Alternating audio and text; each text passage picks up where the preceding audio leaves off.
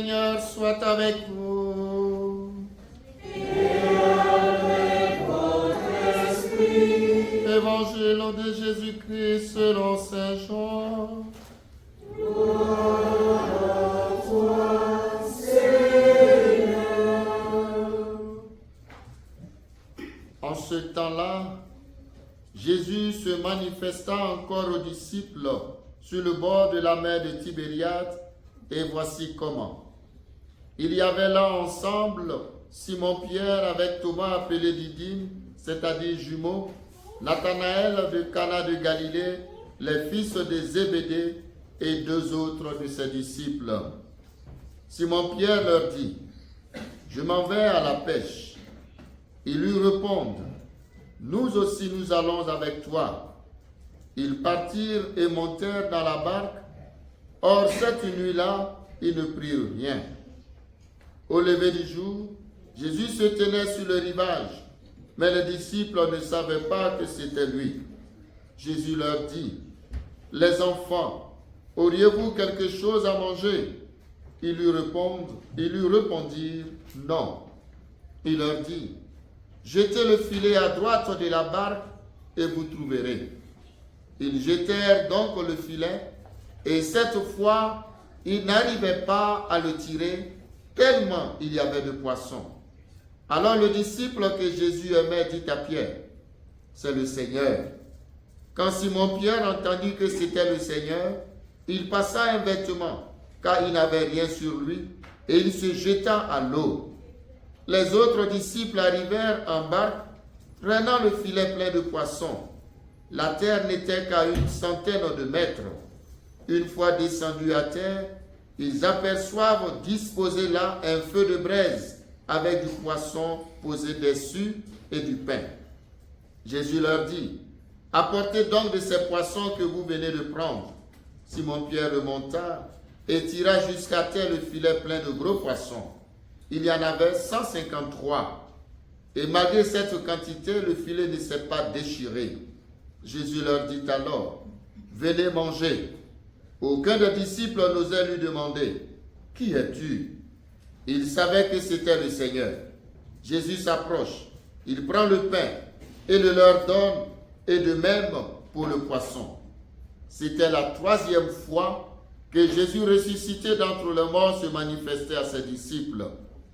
Quand ils eurent mangé, Jésus dit à Simon-Pierre, « Simon, fils de Jean, m'aimes-tu vraiment plus que ceux-ci » Il lui répond, « Oui, Seigneur, toi tu le sais, je t'aime. » Jésus lui dit, « Sois le berger de mes agneaux. » Il lui dit une 2e fois, « Simon, fils de Jean, m'aimes-tu vraiment ?» Il lui répond, « Oui, Seigneur, toi tu le sais, je t'aime. » Jésus lui dit, « Sois le pasteur de mes brebis. » Il lui dit pour la 3e fois, « Simon, fils de Jean, m'aimes-tu » Pierre fut peiné, parce que la 3e fois, Jésus lui demandait, « M'aimes-tu » Il lui répond, « Seigneur, toi tu sais tout, tu sais bien que je t'aime. » Jésus lui dit, « Sois le berger de mes brebis. Amen, amen, je te le dis.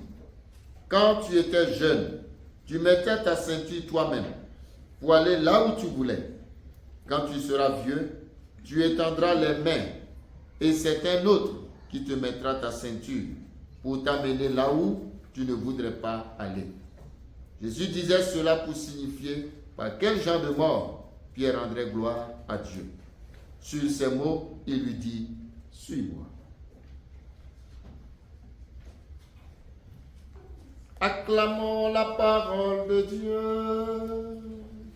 Louange à toi, Seigneur Jésus.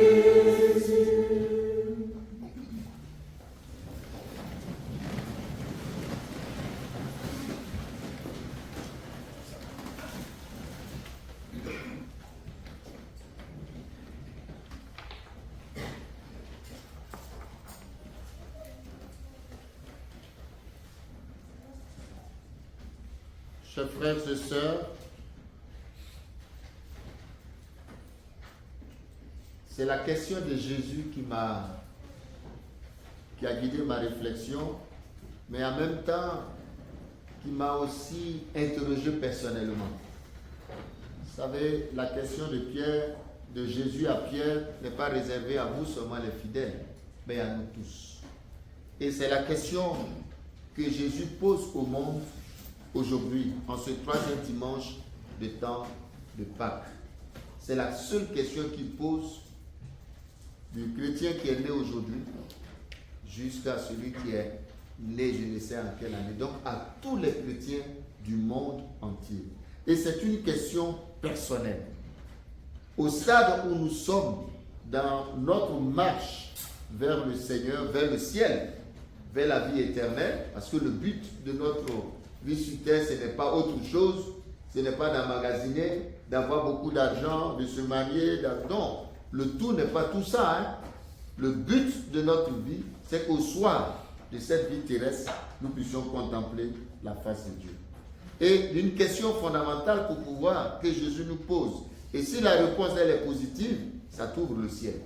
Et c'est cette question que Jésus pose à Simon-Pierre et qu'il pose à chacun de nous individuellement. Ce n'est pas une question de famille, mais c'est une question individuelle. Donc c'est ce que Jésus demande. Pierre, est-ce que tu m'aimes?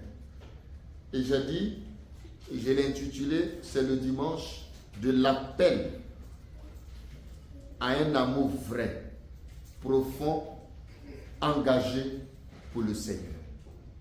Jésus m'appelle à répondre positivement à son amour. M'aimes-tu? Comme Pierre a dit, oui Seigneur, tu sais que je t'aime. Mais cette réponse-là doit être pour chacun de nous, n'est-ce pas? Mais ta réponse doit être vraie, profond, engagé pour le Seigneur. Donc la question elle est posée. Normalement, je pense que je devais poser la question et puis m'asseoir, prendre une bonne trentaine de minutes, n'est-ce pas? Et chacun de nous va répondre à la question, puisque ce n'est pas une question qui est posée à la communauté ou qui est posée à un couple, mais qui est posée à chacun de nous. C'est une question individuelle. Alors la question est celle-ci, m'aimes-tu? C'est Jésus qui te pose la question aujourd'hui. Est-ce que tu aimes le Seigneur? Mais avant, permettez-moi de réfléchir un peu avec vous sur des aspects importants de cette page de l'Évangile. Le Christ ressuscité rejoint ses disciples dans leur vie quotidienne. Dans leur vie quotidienne. L'Évangile nous transporte sur le bord du lac de Tibériade. Je l'ai dit, hein, il faut aller en Israël un jour. Allez-y, sortez un peu, puis allez-y sur les traces de Jésus.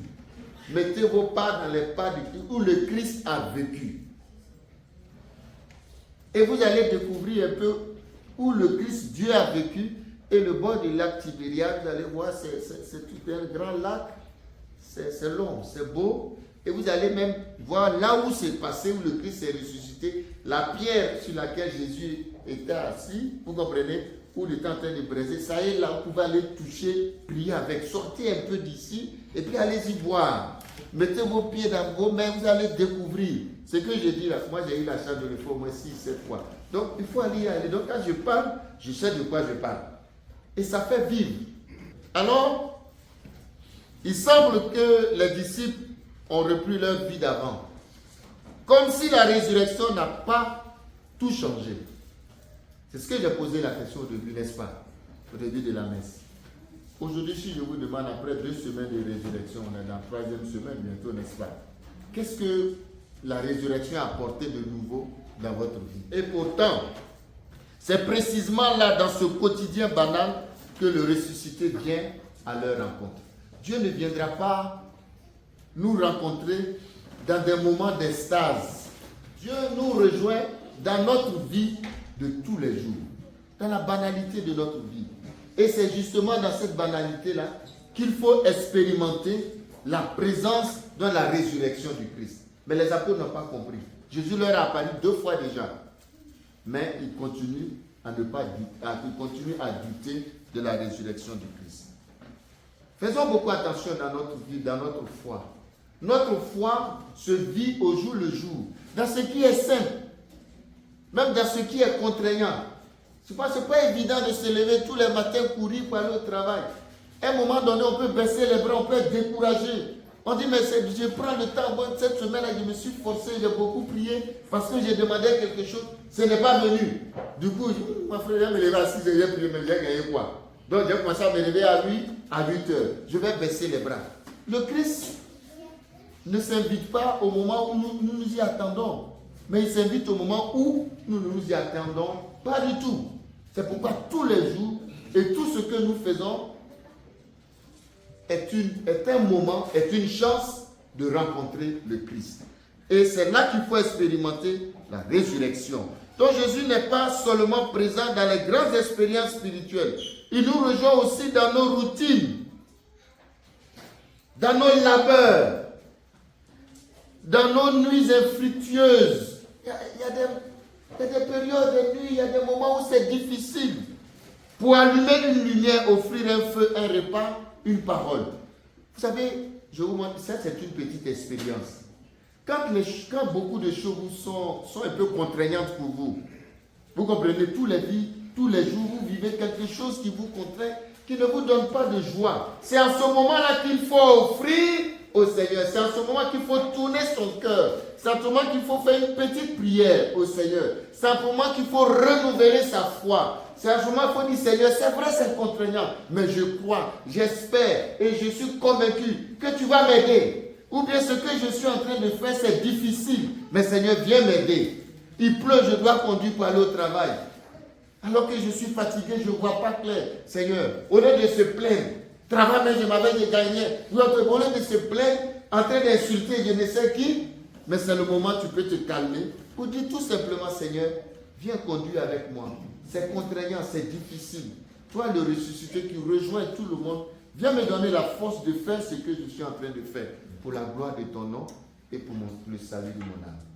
Voyez, ce sont ces petites choses. Et vous allez voir que ce que vous êtes en train de vivre, c'est la chose qui est contraignante, dans l'immédiat, n'est-ce pas? On a la force d'y aller parce que Jésus nous a rejoints. J'espère que vous avez fait au moins une fois dans votre vie. Même si on n'est pas rien, mais de temps en temps on est chrétien, n'est-ce pas? Faites l'expérience, vous allez voir. Frères et sœurs, que faisons-nous quand la nuit de la foi est longue? Quand le découragement nous gagne, qu'est-ce qu'on fait? Revenons à notre mission comme Pierre, mais en gardant les yeux ouverts, le Christ nous attend sur le rivage. Quand tout semble être découragé, quand on semble être découragé, c'est le moment qu'il faut se tourner vers Dieu, de se rappeler que j'avais dit, Seigneur, je t'ai choisi. Voilà les secrets, chers frères et sœurs, d'une vie avec le Christ ressuscité. Simon-Pierre, m'aimes-tu? Un appel l'amour vrai. 3 fois Jésus demande à Pierre, m'aimes-tu? Et 3 fois Pierre répond, oui Seigneur, tu sais bien que je t'aime. Ce triple dialogue rappelle évidemment les 3 réuniments de Pierre. Écoutez bien ce qui suit. Ce n'est pas un reproche. Ce n'est pas un reproche que Jésus fait, mais écoutez bien, c'est une guérison. Parce que Pierre a ça au plus profond de lui. Il se dit, j'ai trahi 3 fois le Seigneur. Comment guérir de ce reniement, de cette trahison-là? Et Jésus n'humilie pas Pierre. Il lui redonne quoi? Sa dignité. Il le rétablit dans l'amour et dans sa mission.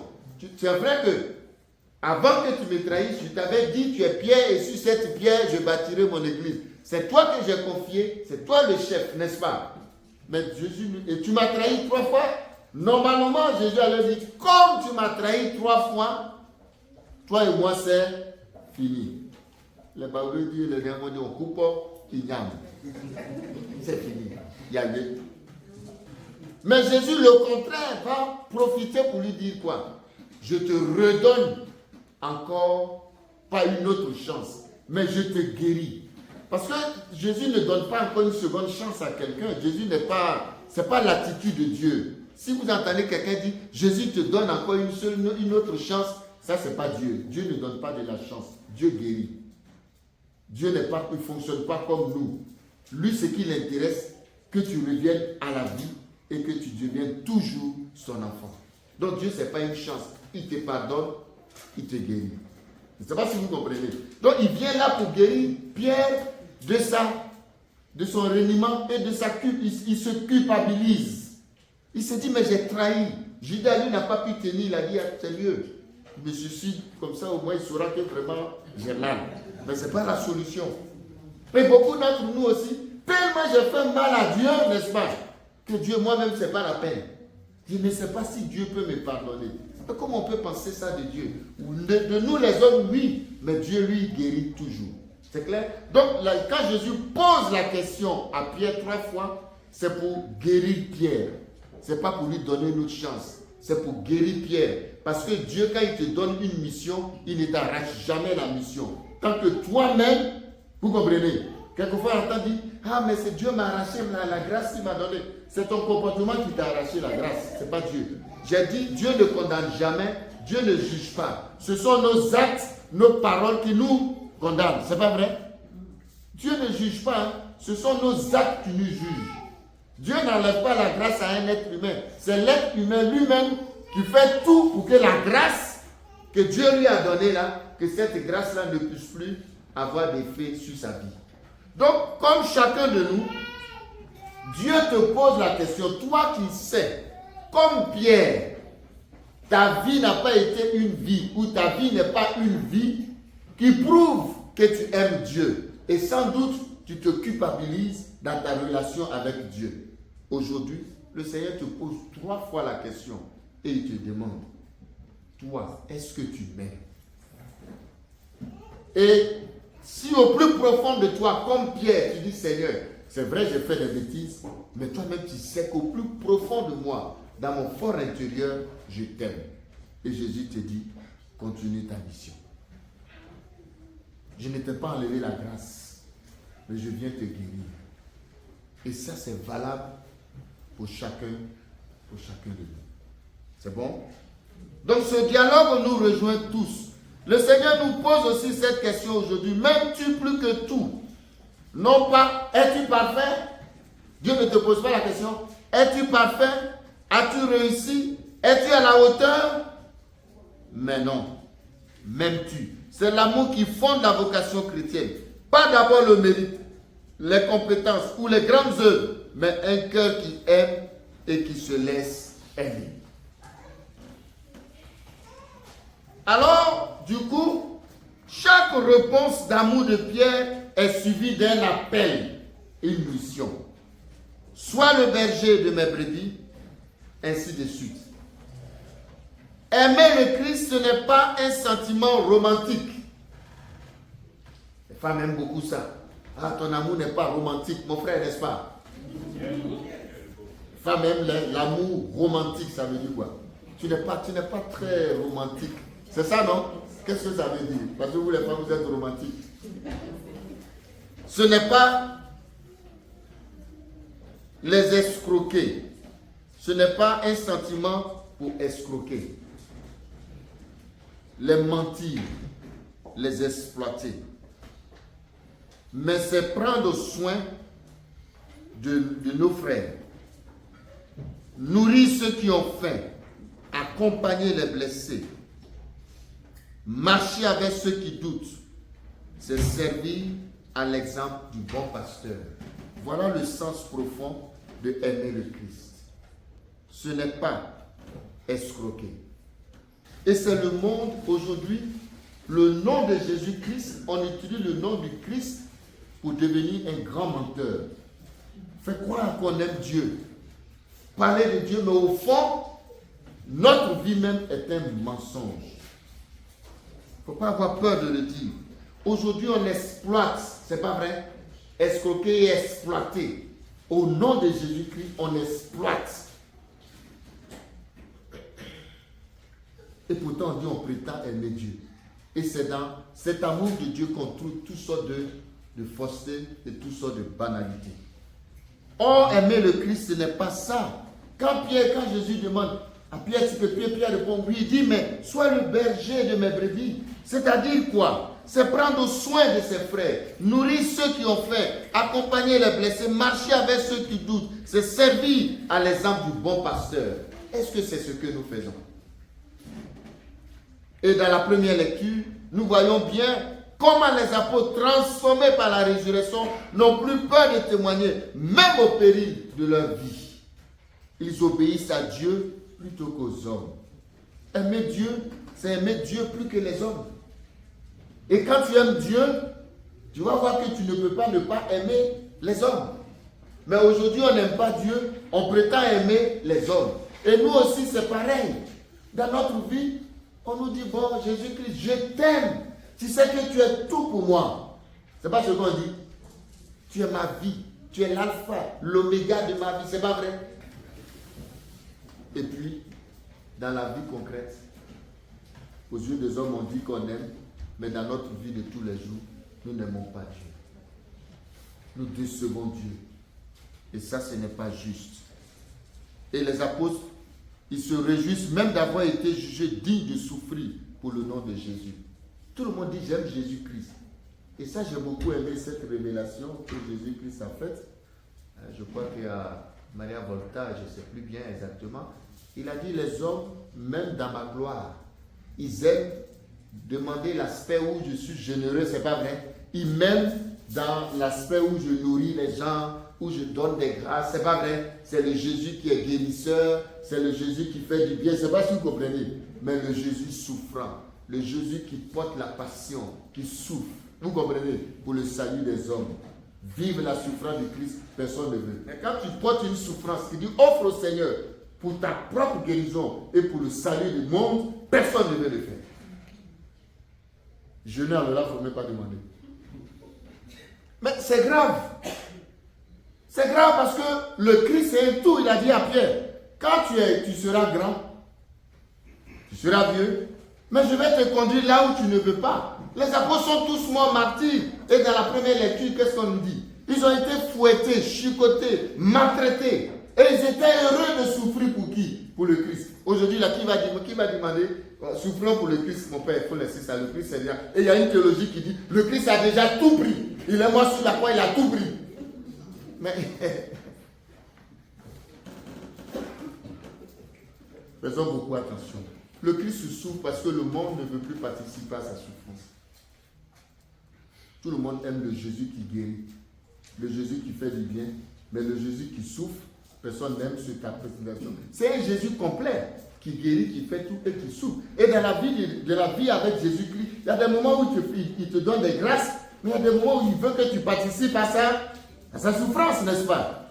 Pourquoi est-ce qu'on n'accepterait pas? Aimer Dieu, c'est être capable aussi d'accepter cette souffrance du Christ, comme les apôtres ont vécu. Ils se réjouissent même d'avoir été jugés dignes de souffrir pour le nom de Jésus. Qui veut souffrir au nom de Jésus? À cause de ma foi, je suis quelquefois humilié.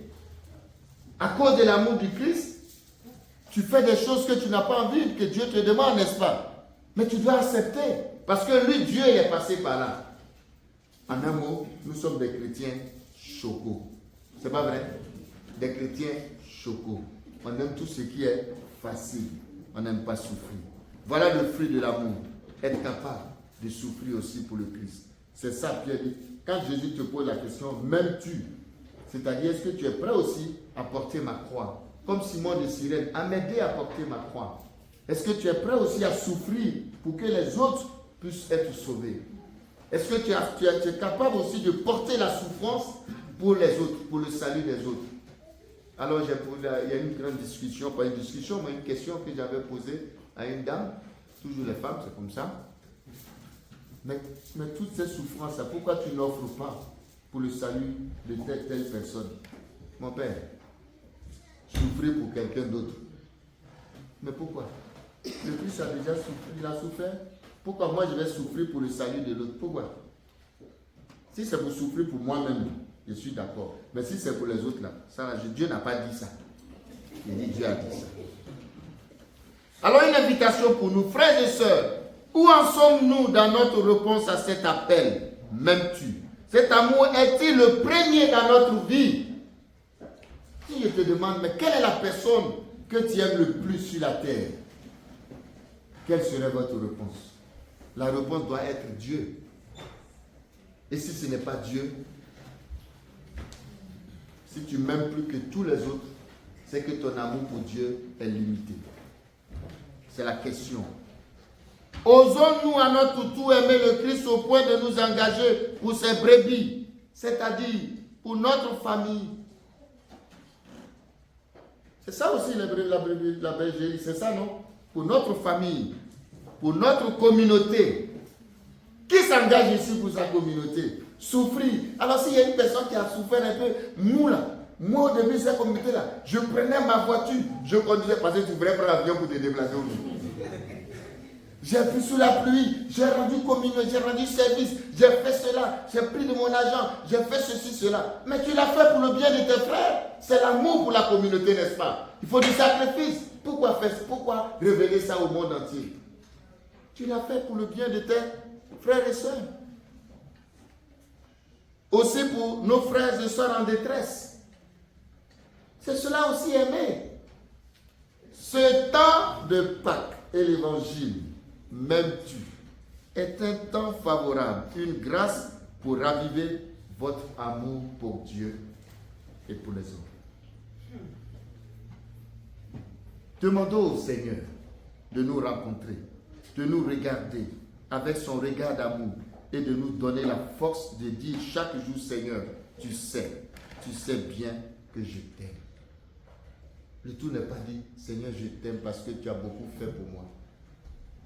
Si on attend d'aimer Dieu à partir de ce qu'il fait pour nous, à un moment donné, on peut être découragé parce que le Christ, à un moment donné aussi, il reste un peu silencieux pour voir jusqu'où nous sommes capables, n'est-ce pas, de l'aimer. Tous les saints sont passés par là. Tous les grands hommes de Dieu, n'est-ce pas, depuis Abraham jusqu'aux apôtres, tous sont passés par des moments d'épreuve. Dans les épreuves aussi vérifient la qualité de notre amour. Frères et sœurs, le cœur de ce passage de l'évangile est donc un appel vrai, profond, engagé pour le Seigneur. Un amour qui dépasse les émotions passagères. Un amour qui transforme la vie. Un amour qui devient chemin de fidélité pour le Seigneur. Jésus ne demande pas à Pierre, me comprends-tu? Me sers-tu bien? As-tu des projets? Il demande, m'aimes-tu? Cette question vient nous chercher chacun dans notre vérité personnelle. Car aimer vraiment le Seigneur, ce n'est pas seulement le dire avec les lèvres, c'est le montrer dans nos choix, dans nos priorités, dans notre manière de vivre. Je dis bien dans notre choix. Quelquefois, quand on fait le choix de beaucoup de choses que le monde nous propose, est-ce qu'il y a un discernement qui est fait? Est-ce que ce choix-là est un choix de Dieu? Est-ce que c'est un choix qui va plaire à Dieu? Est-ce que ce n'est pas un choix qui va blesser l'amour de Dieu, n'est-ce pas? Tout ce que nous faisons doit pouvoir plaire à Dieu et non aux hommes. Même si ça ne plaît pas à moi, c'est aussi l'expression de mon amour pour Dieu. Toujours doit être le choix pour montrer à Dieu. Donc aimer le Seigneur, c'est lui donner aussi du temps. Nous disons souvent, je n'ai pas le temps de prier. Je cours toute la journée. Et pourtant, nous trouvons du temps pour ce que nous aimons. N'est-ce pas? Aimer vraiment Dieu, c'est lui offrir le meilleur de notre journée. Même quelques minutes de silence, d'écoute de sa parole. Au cœur de toute cette journée chargée, est-ce que je peux trouver du temps pour dire au Seigneur, je t'aime?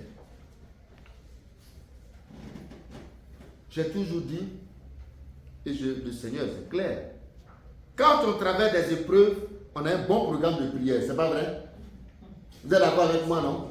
Et puis on va voir nos gourous, nos spirituels, nos membres spirituels, on va vous donner un programme. Même si on ne doit même pas aller une journée, on doit ne pas aller au travail pour une journée, on va le faire, c'est pas vrai? Parce qu'on nous a dit que ça là, on cherche une grâce. Et l'homme de Dieu m'a dit, donc je vais faire ça, c'est pas vrai? Mais ça ne prouve pas que tu aimes Dieu. Sans difficulté, s'il n'y a pas de preuve, il n'y a rien. Comment, dans la vie quotidienne, tu sais trouver du temps pour Dieu? Lui donner du temps. Aimer le Seigneur, c'est lui obéir même quand c'est difficile. Je prends un peu de temps pour l'enseignement, parce que je me suis rendu compte que après ça, il n'y a plus rien. Quand Jésus dit à Pierre, suis-moi, il lui annonce aussi qu'un jour, il devra donner sa vie. Et pourtant, Pierre ne recule pas. Jésus nous a tellement été clair. Ça dit, s'il y a une personne qui a été honnête envers les hommes, il s'appelle Jésus-Christ. Il dit, celui qui veut me suivre, qu'il prenne sa croix et qu'il me suive. Il n'a pas dit, celui qui veut marcher à ma suite, vous comprenez, ne va pas souffrir. Vous êtes d'accord avec moi? Dieu a été clair dès le départ. Il ne t'a pas menti. Comme un peu quelquefois les hommes ou les femmes, je ne sais pas. Quand tu veux marier, tu mens au départ et puis après tu attrapes. Ça, je ne sais pas. Mais Dieu, lui, il dit la vérité dès le départ. Celui qui veut me suivre doit prendre sa croix. Il dit à Pierre, sache que si tu veux me suivre, là où tu veux aller, là, souvent ce n'est pas là-bas que je vais te conduire. Pierre n'a pas reculé. Et Pierre a appris que l'amour vrai passe parfois par le sacrifice. Aimer Dieu, c'est aussi faire ce qui est juste, même quand cela nous coûte. Même quand cela nous coûte. Pardonner à quelqu'un qui nous a blessés, dit la vérité, au lieu de mentir pour se protéger. Rester fidèle à notre engagement, quand tout en nous voudrait fuir. Pardonner à quelqu'un. Mais c'est ça l'amour de Dieu. Celui qui aime Dieu doit pardonner. C'est un grand sacrifice. On met ça où? Tout le monde dit j'aime Dieu. Mais quand on arrive à l'aspect sacrifice de pardon, c'est pas vrai. Ah, mon père, Dieu a dit de pardonner, mais tu sais que c'est pas facile, hein? Ça l'a dit le Dieu, c'est à cause de ça. Je ferme la parenthèse. Ceux qui seront à la retraite vont entendre. Aimer le Seigneur, c'est aimer ceux qui nous confient. Quand Jésus dit à Pierre, sois le berger de mes brebis, il lui confie son peuple. Aimer le Christ, c'est prendre soin de ses frères et soeurs, comme j'ai dit, de sa famille, etc. Frères et sœurs, aujourd'hui encore, Jésus nous regarde avec tendresse et nous demande, m'aimes-tu? Il ne nous demande pas un amour parfait, mais un amour vrai, sincère, qui accepte de grandir, qui se relève après les chutes, qui se nourrit de l'Eucharistie, de la prière et du service. Alors en ce temps de Pascal, rédigeons-lui notre oui humblement comme Pierre. Seigneur, tu sais bien que je t'aime. Et laissons-le faire de nous des témoins de son amour, des artisans de sa paix, des pasteurs selon son cœur dans le monde aujourd'hui. Aimer Jésus-Christ, c'est croire qu'il m'a aimé le premier. Avant même que Pierre réponde, Jésus l'a déjà pardonné. C'est pas vrai? C'est pourquoi je suis mal à l'aise quand je vois des chrétiens qui se culpabilisent. L'amour de Dieu est trop grand. Une faute faite, mais une faute regrettée sincèrement, envie de ne plus reprendre, est déjà une faute pardonnée. C'est ce qu'on appelle le regret sincère. Je regrette sincèrement, Seigneur, le mal que j'ai fait. Et Dieu te pardonne. Donc, j'ai beaucoup mal de voir toujours des chrétiens rester sur le passé, sur des choses qu'on a faites, ou des blessures, etc. Il faut avancer. Une fois qu'on regrette son péché, on avance. Parce que Dieu n'est pas là pour nous détruire. Aimer Jésus, c'est le mettre à la première place, comme nous l'avons signifié. Alors je termine ceci en disant que aimer Jésus, c'est vraiment aimer, c'est le suivre jusqu'au bout. Voilà la conclusion. Ce n'est pas aimer Jésus-Christ pour un temps. Si je suis appelé à vivre 80 ans sur la terre, je dois aimer Dieu pendant 80 ans. Il n'y a pas d'année, ni de mois, ni de jours où je dois mettre en veilleuse mon amour pour Dieu. Et mon amour pour Dieu, c'est tout ce que je suis vers Dieu, devant Dieu. Donc je dis, Jésus annonce à Pierre qu'il devra aller là où il ne voudrait pas aller. Cela signifie accepter la croix.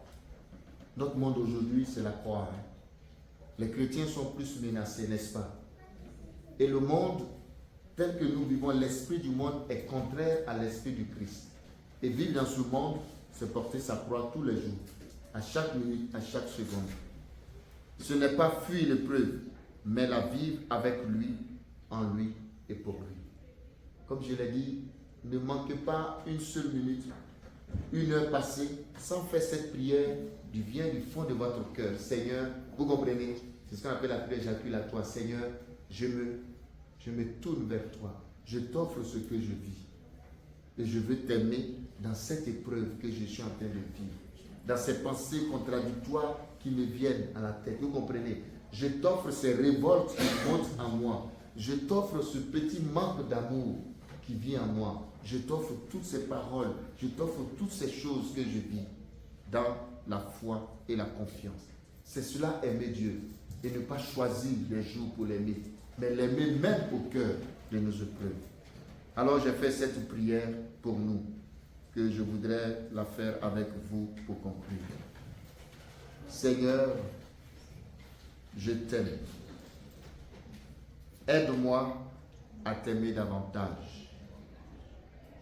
Apprends-moi à t'aimer comme tu veux être aimé. Fais grandir à moi cet amour vrai, fidèle, ardent, qui te ressemble. Donne-moi la force de t'aimer au cœur de mes épreuves. Et surtout t'aimer, c'est pardonner. Aide-moi en ce jour à pardonner à tous ceux et celles qui m'ont blessé ou qui ne cessent de me blesser. Je voudrais t'aimer jusqu'au bout, sans te renier, à partir d'aujourd'hui jusqu'à la fin de mes jours. T'aimer à chaque seconde, à chaque minute, à chaque heure, à chaque jour, à chaque année. Je ne veux plus vivre en dehors de ton amour. Donne-moi ton amour et que ton amour grandisse en moi. Amen.